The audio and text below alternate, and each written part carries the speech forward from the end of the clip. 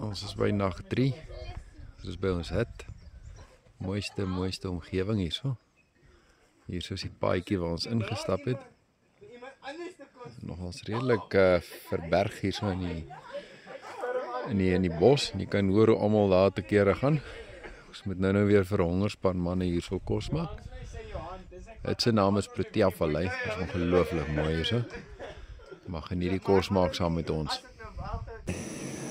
Vanaand het ons pasta en 'n lekker wit sous of 'n bacon carbonara sousie wat gemaak is. Hier is rotla in die bekers. Is 'n bietjie donker hierso. Ek sal dit seker maar net bietjie met in die lig sit dat julle kan sien hierso.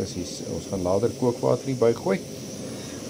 En dan is hier ook 'n biltong wat ons aan begin saam inwend. Dis Sondag, so dis luukse ete.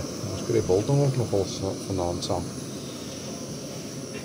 Water is besig om te kook hierso binne in die stoofies. En ons gaan die pasta kook en dan die biltong en die goed inwerk. Eerste pasta is aan die kook.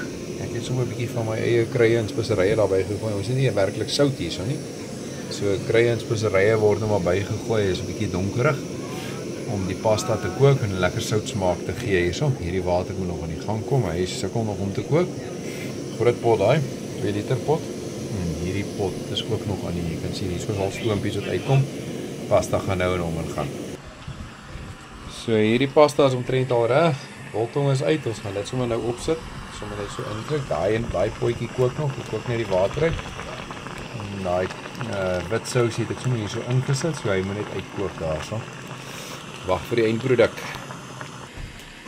Hier is nou of biltong wat ek hierso inwerk. Dit is baie lekker om net so half in te werk laat dit warm word. Hierdie moet net 'n bietjie rus. Pasta rus so 'n bietjie. En hierdie pot kook nog en die pasta kook so lekker in. Biltong kook so lekker in. Hierdie potte is nou klaar reg. As jy kan sien, lekker pasta wat hierin is. En biltong. Hierdie pot lyk vir my die lekkerste van die lot. Geniet dit.